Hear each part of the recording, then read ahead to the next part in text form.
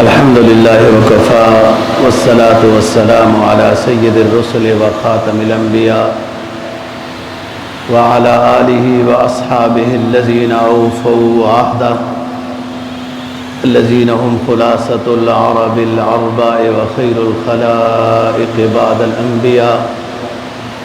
أما بعد فأعوذ بالله من الشيطان الرجيم. بسم الله الرحمن الرحيم. إن الله وملائكته يصلون على النبي يا أيها الذين آمنوا صلوا عليه وسلموا تسليما.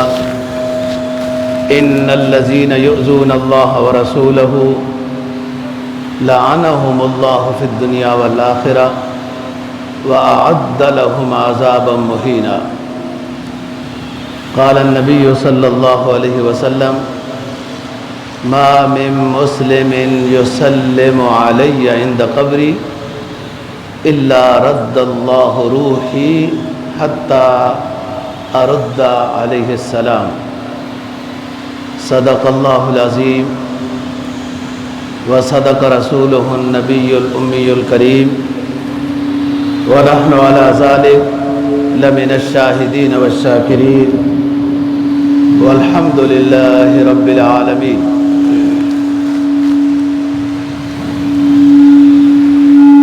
بائیسواں پارہ سورہ احزاب کی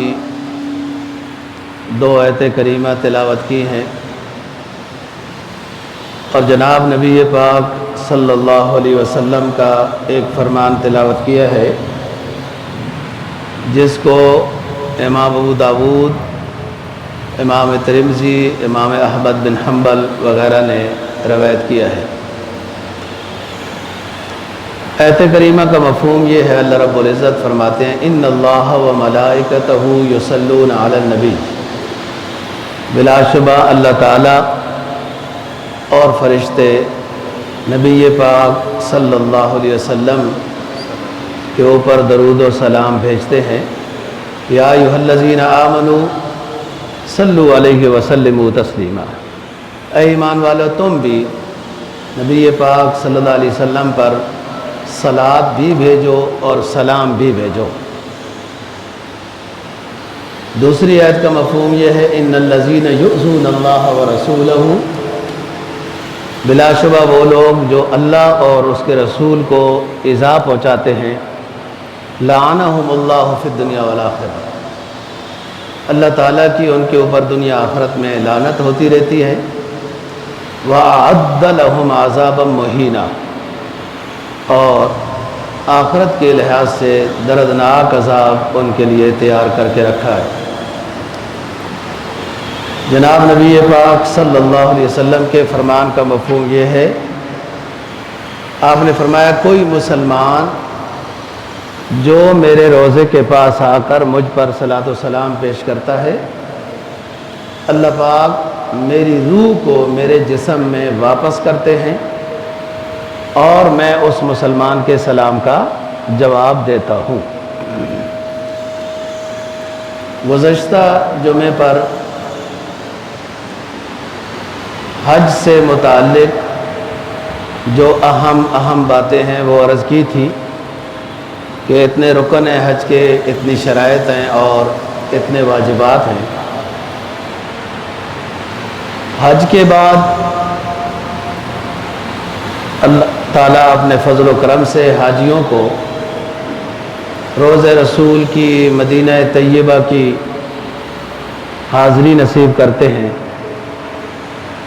تو آج کی گزارشات میں مدینۃ الرسول صلی اللہ علیہ وسلم، روضہ رسول اور جو حاضری ہوتی ہے روضہ رسول پر، اس سے متعلق گزارشات عرض کرنی ہے. حج بھی بہت فضیلت کی چیز ہے. اگر اخلاص کے ساتھ ہو، اللہ کی رضا کی خاطر ہو تو حج بھی بڑی فضیلت کی چیز ہے. لیکن مسلمان ہر لحاظ سے کمزور ہے. جناب نبی پاک صلی اللہ علیہ وسلم کا فرمان ہے، کچھ لوگ حج کریں گے سیر و تفریح کے لحاظ سے، اور کچھ لوگ حج کریں گے ریاکاری کے طور پر لوگ ہمیں حاجی کہیں. کچھ لوگ حج کریں گے کاروبار کے لحاظ سے، کچھ لوگ حج کریں گے بھیک مانگنے کے لیے، جیسے آپ دیکھ رہے ہو کیا ہو رہا ہے. پانچواں طبقہ ایسا ہے وَلِلَّهِ عَلَى النَّاسِ حِجُّ الْبَيْتِ مَنِ اسْتَطَاعَ إِلَيْهِ سَبِيلًا، کہ خالص اللہ کی رضا کی خاطر جو حج کریں گے. تو فرمایا کہ قیومن ولدت ہو امہ، ایسا واپس آئے گا جیسے اس کو ماں نے جنا ہے، یعنی سب گناہ اس کے معاف ہو جائیں گے اگر وہ اللہ کی رضا کی خاطر حج کرتا ہے.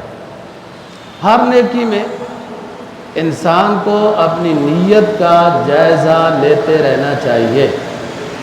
ایسا نہ ہو کہ درمیان میں کوئی نفس وغیرہ کوئی ایسی خواہش درمیان میں آ گئی ہے کہ میں بڑا بندہ ہوں، بڑی عبادت کر رہا ہوں اور لوگ مجھے حاجی کہیں، نمازی کہیں، یہ درمیان میں نہ آ جائے. نیت کا جائزہ ضروری ہے. فضیلت بھی بہت ہے. فرمایا العمار والحجاج وفد اللہ، حاجی اور عمرہ کرنے والے سارے اللہ کی جماعت ہیں. ان دعوہ اجابہ وان استغفروا غفر لہ، حاجی اور عمرہ کرنے والے اللہ کی جماعت ہیں، جس کے لیے دعا کرتے ہیں اللہ قبول کرتا ہے، اور جس کے لیے مغفرت کا سوال کرتے ہیں اللہ ان کی مغفرت کر دیتے ہیں. اور ایک مرتبہ آپ نے فرمایا کہ جہاد بڑی فضیلت ہے، لیکن جہاد الکبیر والضعیف والمرأۃ الحج والعمرہ، بوڑھے آدمی کا جہاد، بیمار کا جہاد، عورت کا جہاد، وہ حج کرے عمرہ کرے. کہ اب حج جہاد تو یہ نہیں کر سکتے، وہاں نوجوانوں کا کام ہے.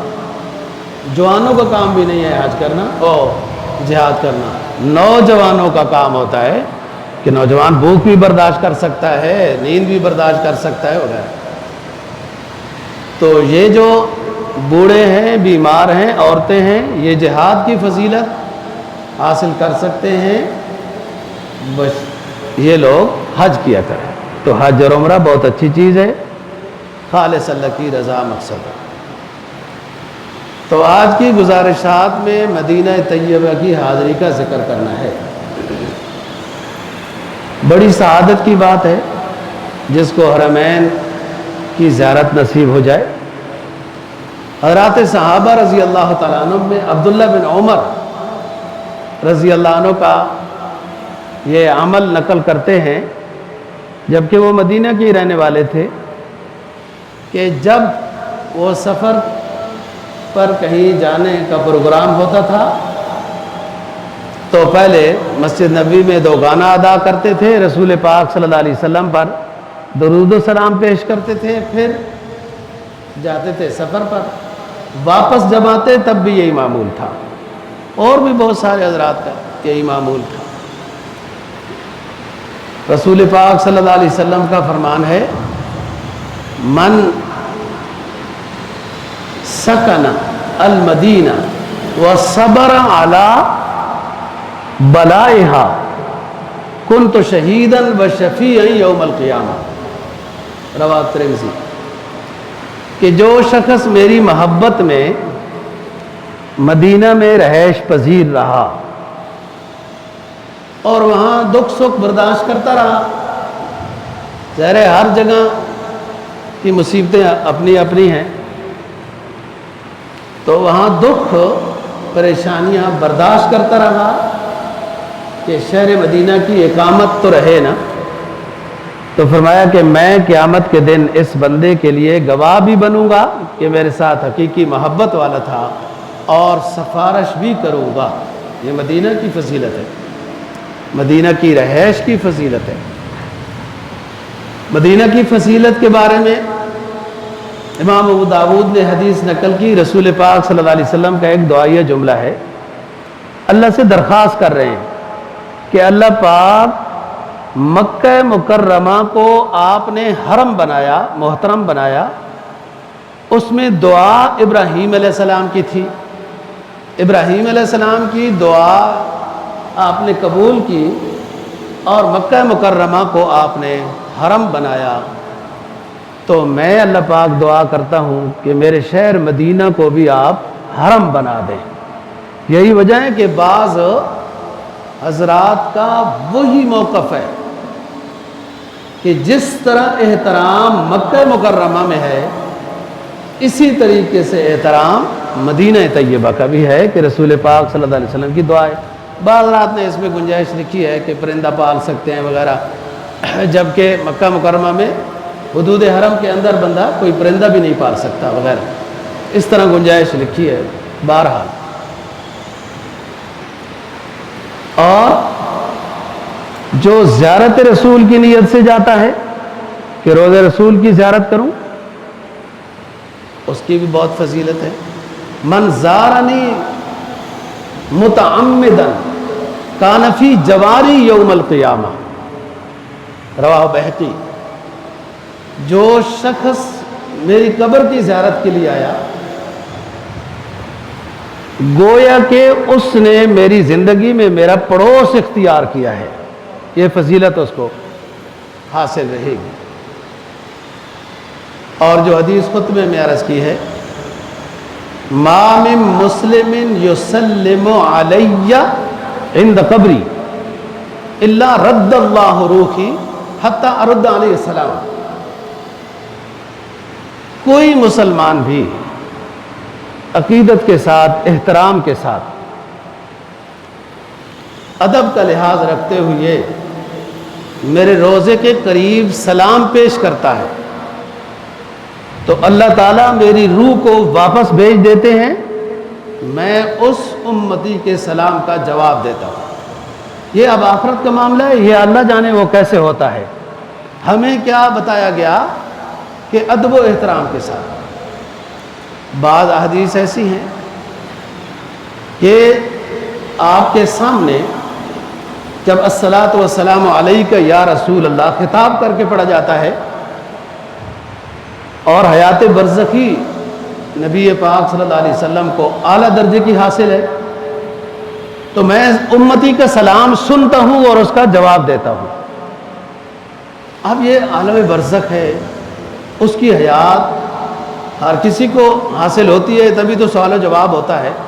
ایک پیغمبر کو اونچے درجے کی حاصل ہے، اور اس کا سلام سنتا ہوں، جواب دیتا ہوں۔ اب یہ بات یہاں پر رہے، جو سورہ حجرات کی آیت ہے کہ میرے گھر کے باہر جن لوگوں نے اونچی آواز کے ساتھ مجھے پکارا تھا، ایسا نہیں پکارنا چاہیے، وہ بے ادبی ہے۔ یغضون اصواتہم عند رسول اللہ، بالکل آہستہ آواز کے ساتھ آپ بات کریں، سلام پیش کریں۔ سمجھانا کیا ہے کہ امتی کو اسی انداز میں وہاں پیش ہونا چاہیے کہ جس طرح وہ ظاہری حیات نبی پاک صلی اللہ علیہ وسلم کی ہوتی، اور یہ امتی حیات نبی کی ہے، نبی وہاں بنفس نفیس موجود ہیں، یہ اس کو نظر آ رہا ہے میرا پیغمبر موجود ہے، تو اس وقت کس انداز میں یہ حاضر ہوتا جب اس کے سامنے پیغمبر زندہ موجود ہوتا اور یہ سلام اور دعاؤں کی درخواست کے لیے جاتا، تو کس انداز میں وہاں کھڑا ہوتا، بیٹھتا، کس طرح یہ بات کرتا۔ ظاہر ہے کہ بہت ادب و احترام کا وہ خیال کرتا، تو اسی طریقے سے اسی ادب کے ساتھ روضہ رسول کے قریب جا کر آپ ادب و احترام سے سلام پیش کریں۔ اور وہ خدا کا نظام ہے نا کہ آپ نے ہمارے پیغمبر زندہ ہے تب بھی اونچی آواز سے نہیں بولنا، دنیا سے پردہ کر گئے تب بھی اونچی آواز کے ساتھ نہیں بولنا۔ اب آپ کی آہستہ آواز کس طرح پیغمبر کو پہنچتی ہے اور وہ جواب دیتے ہیں، یہ خدا کا معاملہ ہے۔ اب دیکھیں ہزاروں لوگ جو سامنے کھڑے ہو کے آہستہ آہستہ جا کر وہ سلام پیش کر رہے ہیں، ہزاروں لوگ ہوتے ہیں، کوئی آواز کسی طرح کی اونچی نہیں سنی جاتی، بس آرام آرام سے ادب و احترام کے ساتھ सलात व सलाम पेश करना। सलात का माना होता है जो स्वाद से है कि अल्लाह की रहमत हो, जिसको हम दरूद कहते हैं, और सलाम का माना होता है कि आप पर सलामती हो, आफियत हो, जिसको अस्सलामु अलैकुम हम आपस में एक दूसरे को सलाम कहते हैं। तो बात ये है कि पूरे अदब एहतराम के साथ, और बड़े बड़े लोग, आप थोड़ा अपने आप को, अपने दिल को हाजिर रखें जब आप तवाफ़ कर रहे हों कि इस जगह में कैसे कैसे कितने कितने लोगों ने, पैगंबरों ने, औलिया ने तवाफ़ किया। आज मुझ जैसे नाचीज़ को भी अल्लाह ने मौका अता किया तो शुक्र में डूब जाए। यही बात मस्जिद नबी में नमाज के सआदत मिल रही है, और अच्छा हो कि वो अंदर वाली मस्जिद हो। तो आप खुद सोचें कि 10 साल मदीना तैयबा की रसूल पाक सल्लल्लाहु अलैहि वसल्लम की ज़िंदगी है, कौन कौन सी जगह में सजदे होंगे, बयानात होंगे, वाज़ व नसीहत होगी, आपकी तिलावत होगी, ये साथियों का मिलना, सहाबा की नमाजें, उसी जगह पे आपके सजदे भी आज हो रहे हैं, तो ये बहुत बड़ी सआदत की बात है। तो अदब व एहतराम मदीना तैयबा की सौगात में से बस 2 ही चीज़ें हैं कि एक तो रोज़े रसूल या उसके करीब जाकर तो अदब एहतराम करना ही करना है, वरना तो अंतहबत आमालुकुम व अंतुम ला तशऊरून। अगर नबी के करीब तुमने बेअदबी कर दी, तुम्हारे साबका सारी नेकियां भी बर्बाद कर दी जाएंगी, तुम्हें पता भी नहीं चलेगा कि सरमाया सारा लुट गया है। यहाँ तो ये बात है कि मदीना तैयबा में बस अपने आप मतलब से रहें, दुरूद सलाम पढ़ते रहें, मस्जिद नबवी भी हैं, तिलावत करें, नफल पढ़ें, दरूद शरीफ पढ़ें, जो दरूद शरीफ आपको अच्छा लगता है, नमाज वाला है, दूसरे हैं, सब दरूद शरीफ ठीक है। और जो ज़ियारात हैं उन पर हाज़िरी दें, खुसूसन मस्जिद कुबा है या शुहदाए उहद हैं वगैरह, जो भी वहाँ चीज़ें हैं, इस नियत के साथ कि इन तमाम चीज़ों की कुछ यादें हमारे पैगंबर सल्लल्लाहु अलैहि वसल्लम के साथ वाबस्ता हैं, तो हाज़िरी ज़ियारात की कोई हरज नहीं है। मांगना गैरुल्लाह से नहीं होता, वो अल्लाह से ही मांगना होता है। तो इतना अदब व एहतराम ज़रूरी है कि जो अल्लामा ने लिखा है ना कि नफस गुम कर दमी आया जुन्नेदो बा यजीदी जा। जुनेद बहुत बड़े अल्लाह वाले गुजरे हैं, बगदाद के, बायजीद भी, कि वो भी जब सलाम पेश करने जाते हैं तो लगता है कि ऊंचा सांस लेना भी बेअदबी है अपने लिहाज से पूरा। और हमारी तो मक्का के तवाफ़ हो, मदीना की रोज़े रसूल की हाज़िरी हो, हमारे तो सारा मोबाइलों की जद में ही हो जाता है, और वो खुशू ही रुखसत हो जाती है। हमारे मोबाइलों से बेहतर तस्वीरें नेट के ऊपर मौजूद हैं, वहाँ देखें आप। इबादत के लिए गए हैं, वक्त कम है हमारे पास, फिर किस लिए मुसाफरी बर्दाश्त की जा रही है, इतना खर्चा किया जा रहा है, बेआरामी, थकावट, सब चीज़ें, कि वहाँ बंदा गुनाह माफ़ कराने गया है, न कि गुनाह करने गया है। जो ज़िंदगी में बेअदबियाँ हुई हैं उनकी माफ़ी के लिए गया है, न ये कि वहाँ जाके और बेअदब हो जाए। तो इन्नल्लाह व मलाइकतहु युसल्लूना अलन नबी, अल्लाह भी सलात भेजता है, यानी अल्लाह रहमत भेजता है, फरिश्ते दुआ करते हैं, और मुसलमानों तुम भी रहमत की भी दुआ करो अपने पैगंबर के लिए, सलामती की भी। इन्नल्लाह व मलाइकतहु युसल्लूना अलन नबी या अय्युहल्लज़ीना आमनू सल्लु अलैहि व सल्लिमू तस्लीमा। सीगा अमर है, सीगा अमर वजूब के लिए आता है, और हदीस में आता है कि तमाम मखलूक और भी वो नबी पाक सल्लल्लाहु अलैहि वसल्लम पर दुरूद व सलाम भेजती है, यानी इस्तग़फ़ार करते रहते हैं, तस्बीहात करते रहते हैं। और बाद हज़रात ने कहा है ना कि सीगा अमर वजूब के लिए है कि जब अलम मुबारक नबी पाक सल्लल्लाहु अलैहि वसल्लम का लिया जाए तो ज़रूर ब-ज़रूर उम्मती पर दुरूद व सलाम भेजना ये एक ज़रूरी हो जाता है। اللہ یہ کہ آپ کے اوصاف کے ذریعے سے ذکر کیا جا رہا ہے، علم نہیں آیا، تو اس مجلس میں ایک مرتبہ تو درود سلام پڑھنا واجب ہے، باقی بار بار اگر تذکرہ آ رہا ہے تو وہ واجب ادا ہو چکا ہے۔ ایک حدیث میں فرمایا البخیل من ذکرت عنده فلم یصلی علیہ، بخیل وہ شخص ہے جس کے سامنے میرا تذکرہ ہو اور وہ مجھ پر درود و سلام نہ بھیجے۔ تو مدینہ طیبہ کی بڑی سوغات میں سے یہ کہ بس پورے وہ سفر میں ادب ہو، احترام ہو، اور دوسری کیا کہ اکثر ٹائم درود سلام میں ہی گزرنا چاہیے۔ بعض اولیاء اللہ کے تو حالات میں لکھا ہے کہ وہ جب مکہ سے چلنا شروع کرتے ہیں، مکہ سے چلنا، تو اپنے عقیدت و احترام کے ساتھ درود و سلام شروع کر دیتے ہیں۔ یا آپ کو کوئی نعت یاد ہے جس سے آپ کے اندر جلا پیدا ہوتا ہے؟ نعتیہ کلام کے ذریعے سے آپ کا دل کھلتا ہے، خوش ہوتا ہے، نبی کی عقیدت و احترام میں اضافہ ہوتا ہے، تو اچھی بات ہے۔ آپ درود شریف کے ساتھ ساتھ نعتیہ کلام پڑھتے رہیں۔ تو ادب و احترام اور درود و سلام دو چیزیں۔ تیسری چیز یہ ہے کہ جو زیارات ہیں، جیسے مسجد قباء ہے، عمرے کا ثواب ہے وغیرہ، حاضری دینی چاہیے۔ اور تیسری چیز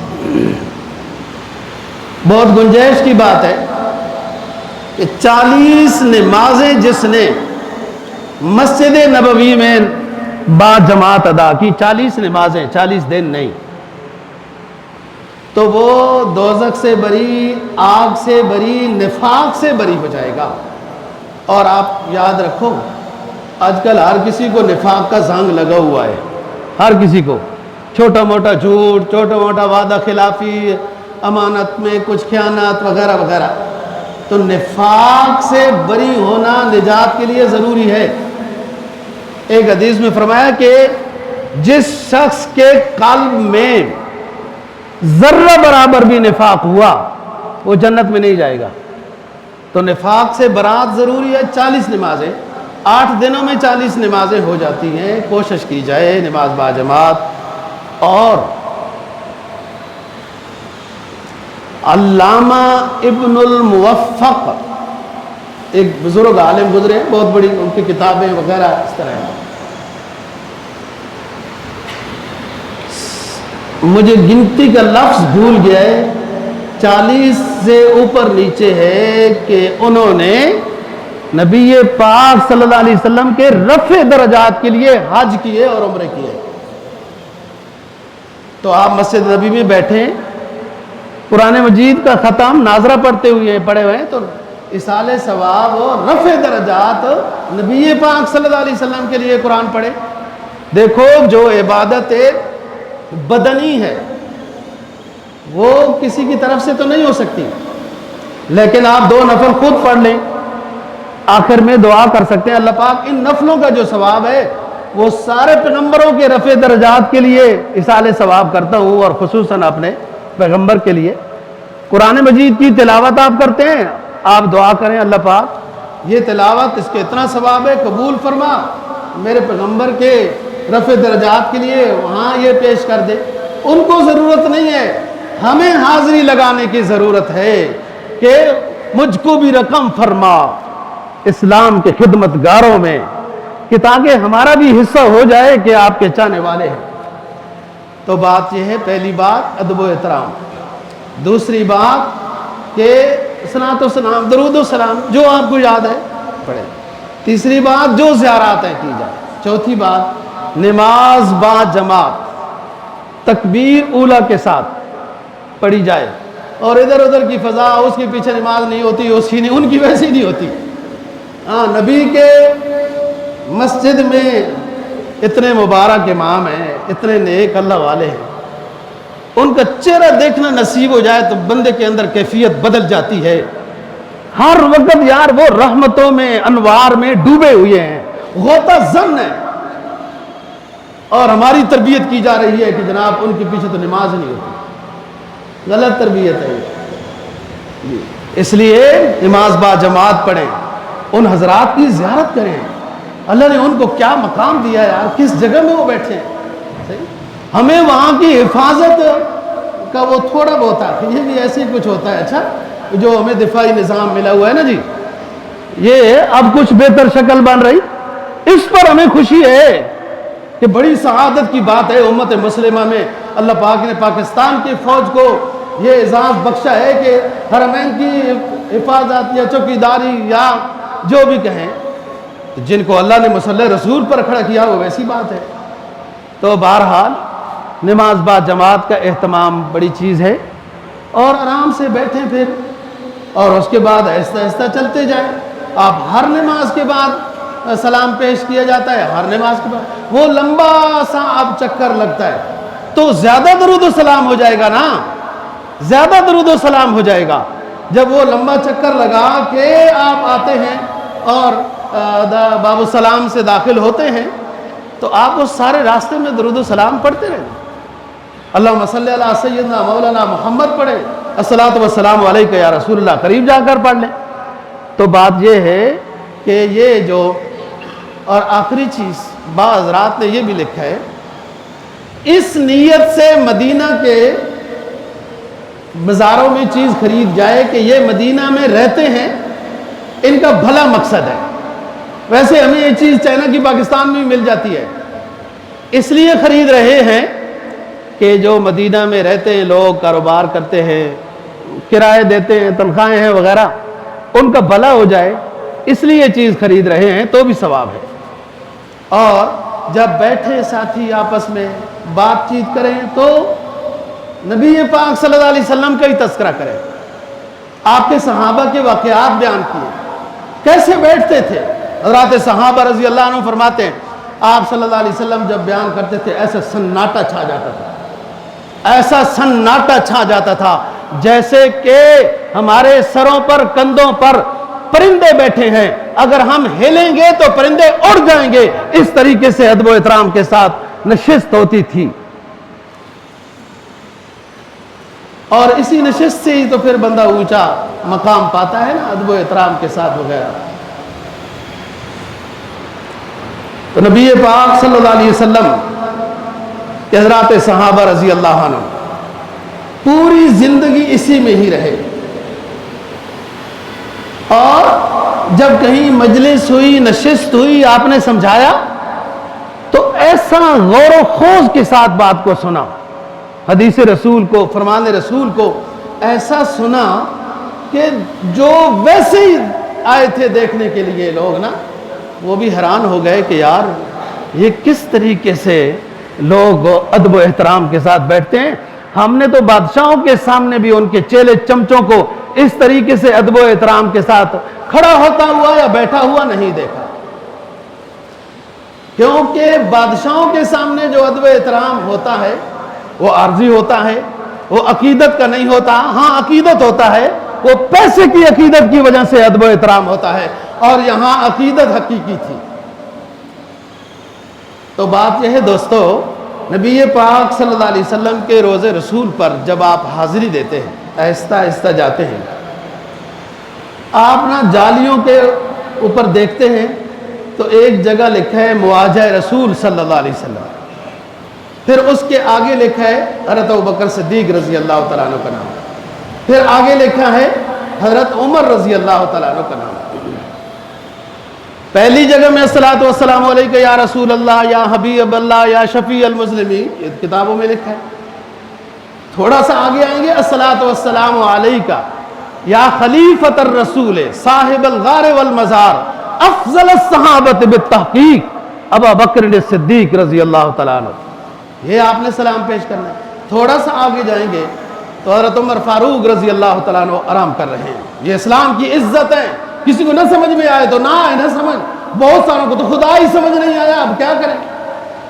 اسلام کی عزت ہے حضرت عمر کے اسلام لانے سے، یہ نبی کا فرمان ہے.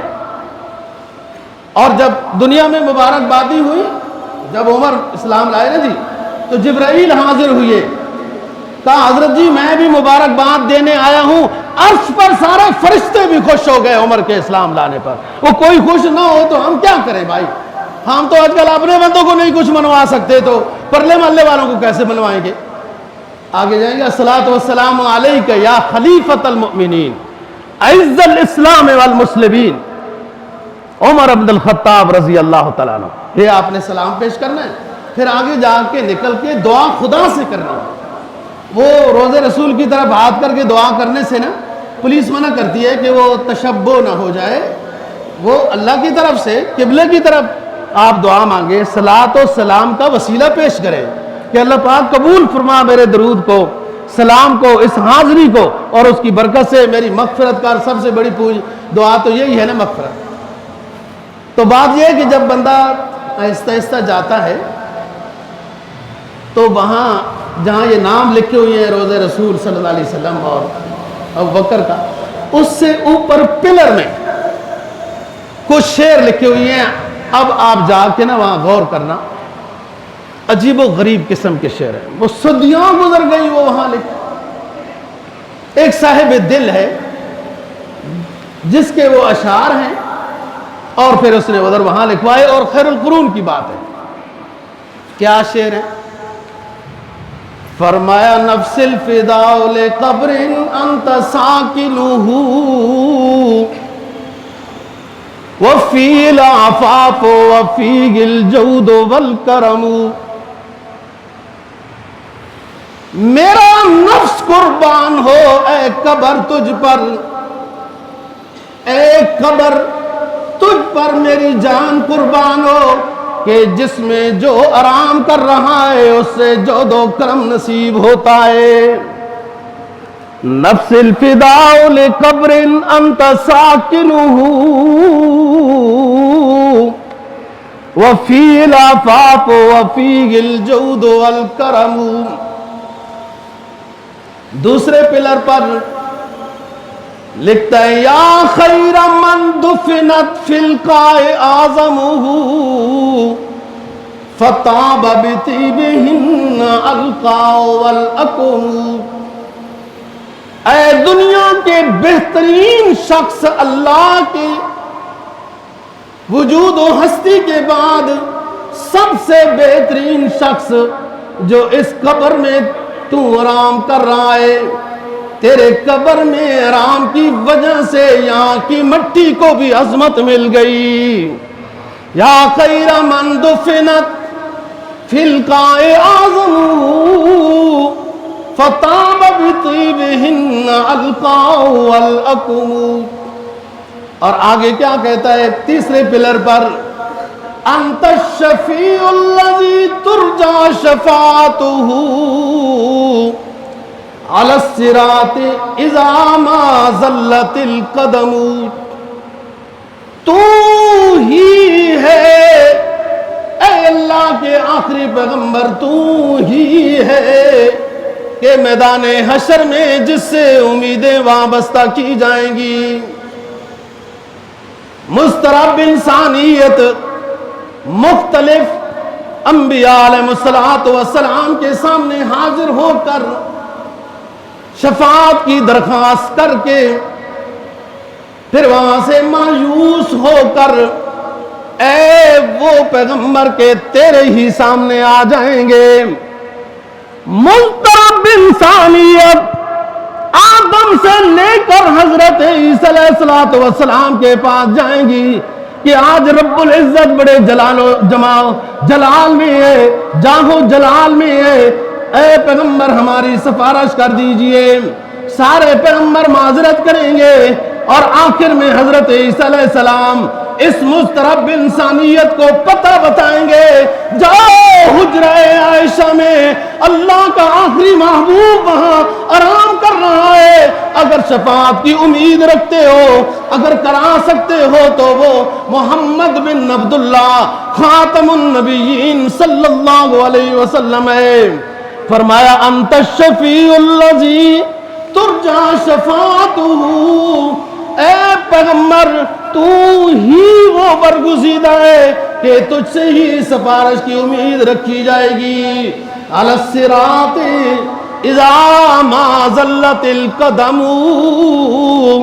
اس وقت جب پل صراط پر چڑھنے کے لیے ہر کوئی لڑکھڑا رہا ہوگا، جس سے تیری شفاعت نصیب ہوگی، وہ پل صراط سے ایسے گزرے گا کہ پتہ ہی نہیں چلا کہ پل صراط بھی گزر گیا ہے۔ اور آگے کیا کہتا ہے یہ صاحب دل؟ آگے بڑی بات کہتا ہے، اس لیے کہ یہ ان نبی کے صحابہ کے رضاکاروں میں اپنا نام لکھوا رہا ہے کہ میں بھی سپاہی صحابہ کو ہوں۔ کہتا ہے وصاحبہ کا، یہ ضروری تھا خیر القرون میں بھی کہ ایسا نہ ہو کوئی رافضی ہو، یعنی نبی پر سلام پیش کیا نا جی وغیرہ، تو آخر میں حضرات صحابہ اہل بیت رضی اللہ تعالیٰ عنہ پر بھی ساتھ سلام پیش کرتے تھے، اور یہ خطبوں میں بھی تھا، ضروری تھا۔ کیوں؟ اگر کوئی صحابہ کو نہیں مانتا تو رافضی ہے، اور اگر اہل بیت کو کوئی نہیں مانتا تو ناسوی ہے، خارجی۔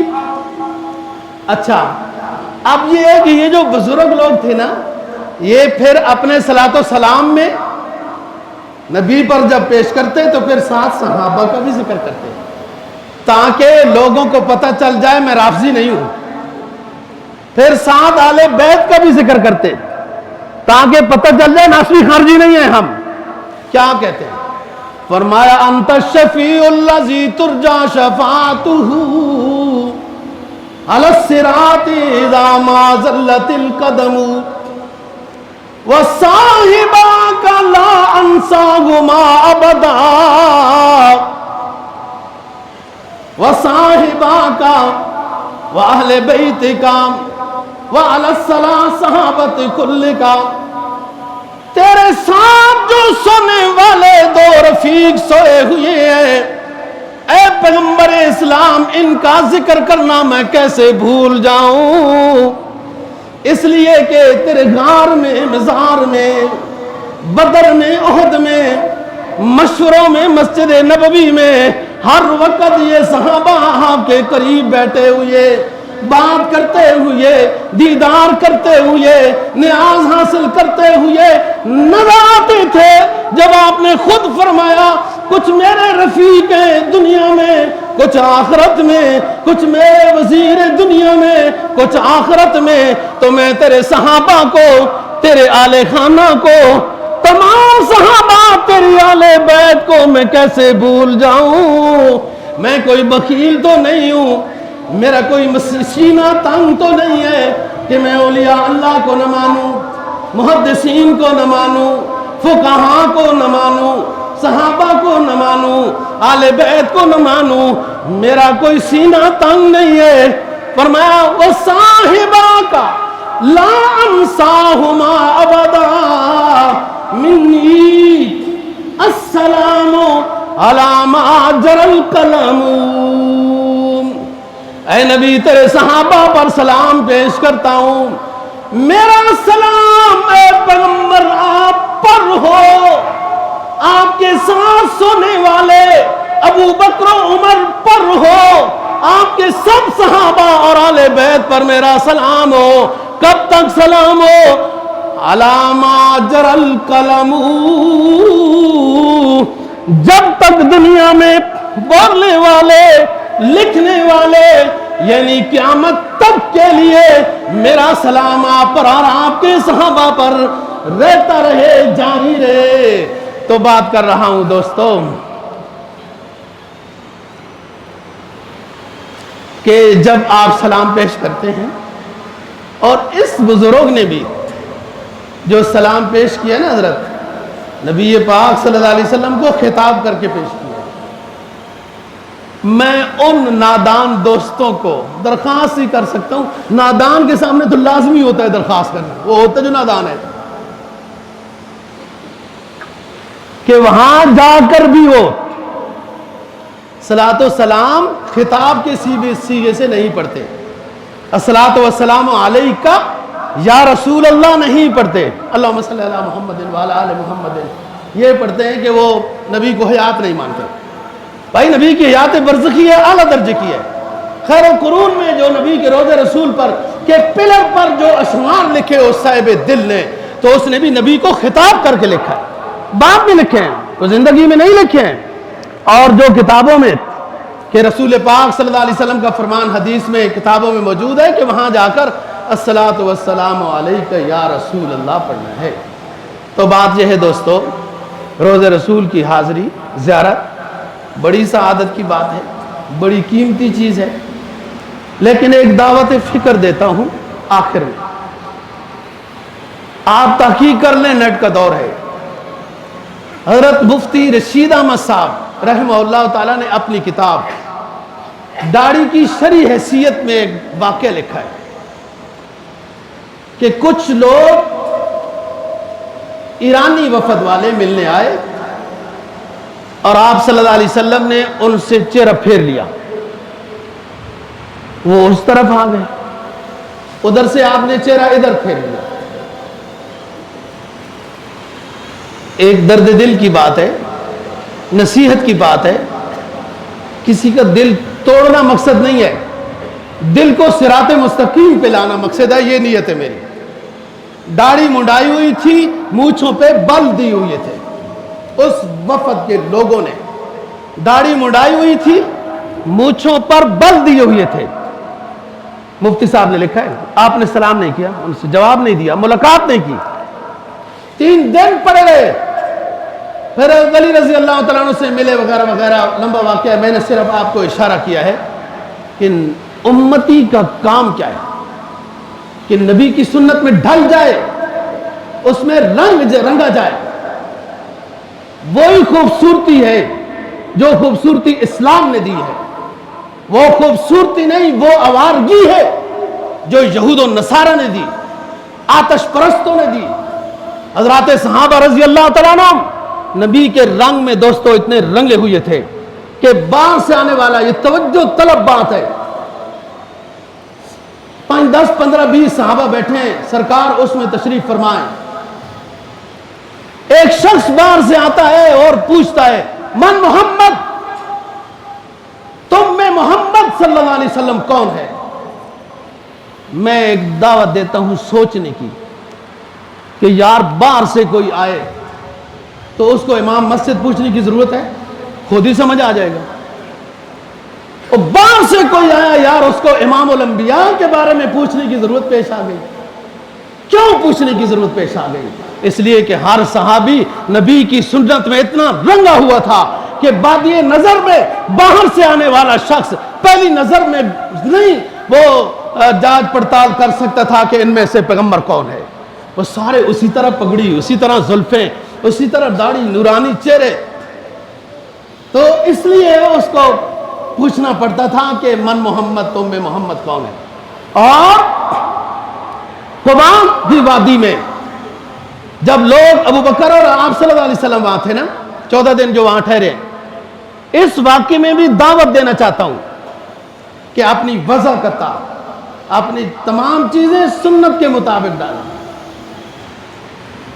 اور ایک شخص علامہ ہے، پتہ نہیں یہ کون ہے، اس نے بڑی اچھی بات کہی ہے، فرمایا تیرے غلاموں میں بھی نمایاں دو تیرا عکس کرم نہ ہوتا، تیرے غلاموں میں بھی جو نمایاں تیرا عکس کرم نہ ہوتا، تو تجھے بارگاہ ازل سے خطاب خیر الامم نہ ہوتا۔ غلاموں میں وہ پگڑی آئی، وہ لباس آیا، وہ داڑھی آئی، وہ ساری چیزیں پیغمبر اسلام کی سنت کی حضرات صحابہ میں اس طرح ظاہراً اندر آئیں کہ باہر سے آنے والے کو پوچھنا پڑتا ہے کہ محمد کون ہے۔ ادھر آؤ کہ وادی قبا میں لوگ ملنے آ رہے ہیں نا جی، آپ 14 دن وہاں ٹھہرے ہیں، اسی جگہ سے نکلے ہیں تو جمعہ فرض ہوا، جو مسجد جمعہ آپ نے دیکھی ہوئی ہے، تو لوگ ابو بکر کو سلام کر رہے تھے۔